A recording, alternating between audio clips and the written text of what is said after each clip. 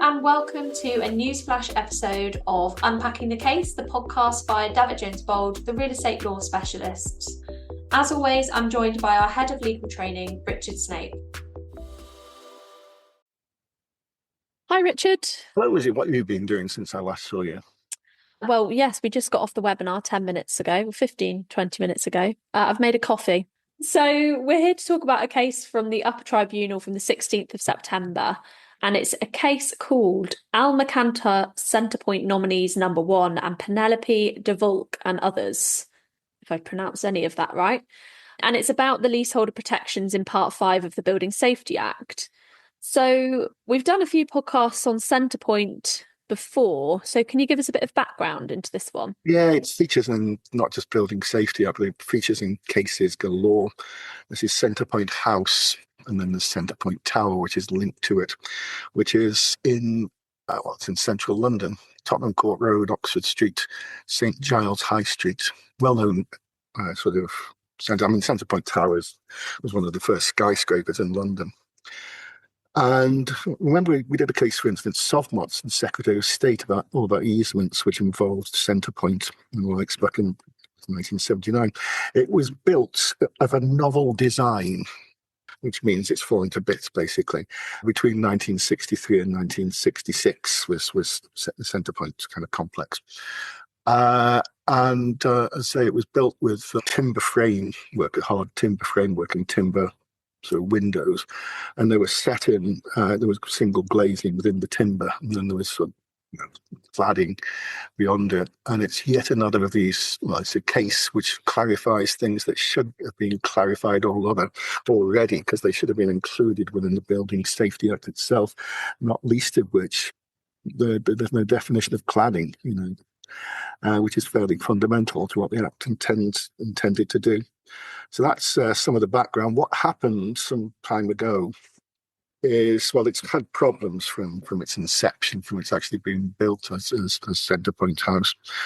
But there was a design defect whereby the window frames had little gaps in them, which were necessary for some reason. Expansion and the likes, and there were spandrels at the bottom as well, and it was allowing water ingress, and the water ingress was dislodging the windows, and windows started to fall on people. Well, not on people, but they started to fall out. So Almacantar, who are the owners, the freeholders, wanted to carry out work and had the cost of service charge. And 13 of including Penelope de Valk, which is a great name, people objected. The one they wanted to charge the leaseholders was just over £250,000 each, be a service charge. It's quite amazing to do this work. But these 13 people, objected on the grounds that the Building Safety Act leaseholder protections, the badly drafted piece of legislation known to man, would prevent them charging via service charge because they were qualifying leaseholders. We discussed in courses before, but I won't go into the detail of the all day if we're trying to explain what a qualifying leaseholder is. But the gist of it is that you were qualified leaseholder on February the 14th, 2022, Valentine's Day. The then leaseholder on a long lease of more than 21 years. It was their principal home, or they didn't have more than 3 dwellings anywhere throughout the UK. That's a simplification in the extreme, but that's the gist of it. And the service charge leaseholder protections would therefore apply. Shall I tell you what the problem was? Yes, please. Well, there were several issues, but primarily it's within the definition of a relevant defect. You can't charge qualifying leaseholders for relevant defects. But a relevant defect is defined under Section 120 of the Building Safety Act as anything done or not done, or anything used or not used in connection with the works causes a building safety risk. And the relevant defects is also relevant steps nowadays. You have to take steps to protect or minimize risks. But relevant defects are defects going back 30 years from when the legislation, or this part of the legislation, came into force, which was June the 28th, 2022. So going back to June the 28th, 1992. And the initial defects went back to the mid-1960s. That was the landlord's argument. Therefore, it's not a relevant defect and we can charge you for it. There was also a question mark over what is actual cladding. Because again, the legislation amazingly doesn't make clear what cladding actually is. And also, it's got to render the premises unsafe. The landlord was trying to argue that it means unsafe in relation to fire safety, and there was no problem with fire safety, it was just structural problems. And that was the various arguments. First-tier tribunal found against the landlord. Shall I tell you what the Upper Tribunal said? Yes, please. What happened? Said pretty much the same thing. The first issue, is it a relevant defect? Does it need to be a relevant defect? Well, Schedule 8, Paragraph 8 of the Act says that no service charge is payable under a qualifying lease for cladding remediation. And the Upper Tribunal basically decided that that means it doesn't have to be a relevant defect if it's cladding remediation.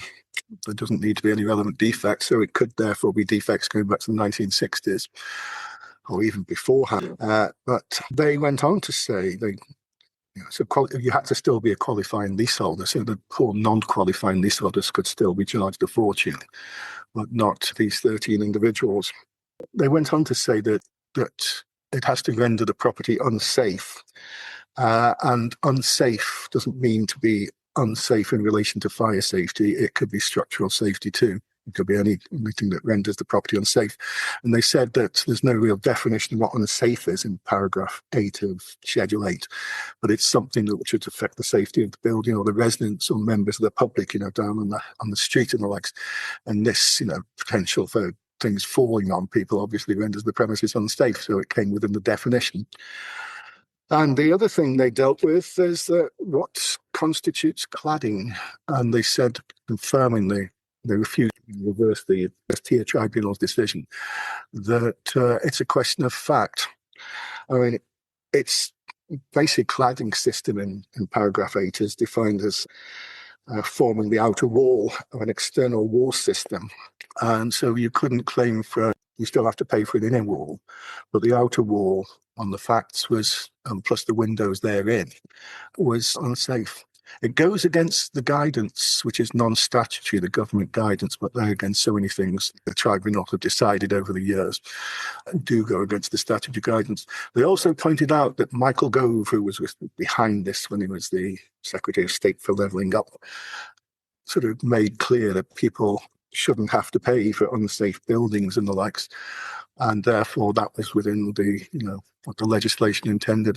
So the landlord couldn't charge the qualified leaseholders, but could charge if you were a non-qualified leaseholder because of the status of the leaseholder on February the 14th, 2022. So why is this case significant? What are the implications? Well, it's yet another example in England. There's a Building Safety Wales bill that's now being published for Wales, but that's a long way down the line. But in England, then qualifying leaseholders in relevant buildings, 1 meters or more, or 5 or more stories, cannot be charged for safety work and cladding and the likes, even if it's, cladding, even if it's not a relevant defect, and even if the defect goes back 60 odd years. If you're a non-qualifying leaseholder, or you're not in a relevant building, because it's only 10 meters in height or 4 stories, let's say, you can be charged huge sums. The latest discussion is that lots of solicitors in residential conveyancing, or lots of conveyancing practices, I should say, are not doing Building Safety Act properties, or think they're not. The people you need really to worry about and explain the law to are the people who are the non-qualifying leaseholders or not in relevant buildings. And I would be very, very careful mentioning that. Do you realise you could be paying a huge service charge bill because there's no caps? Why they had to have this sort of distinction between qualifying and non-qualifying leaseholds is beyond me. The Welsh version, which is very much in its infancy, says that everybody in an 11 metres or 5-storey height building will have the benefit of service charge caps for safety work, which makes life easier. I suppose the other implications is yet another thing to be wary of if you're buying the reversion of these blocks. But you can be charged, or you can't charge qualifying leaseholders yet again. And that's it, Lizzie. Thank you very much, Richard. Thank you very much, Richard, and thank you to everybody for listening. We'll see you again in our next episode.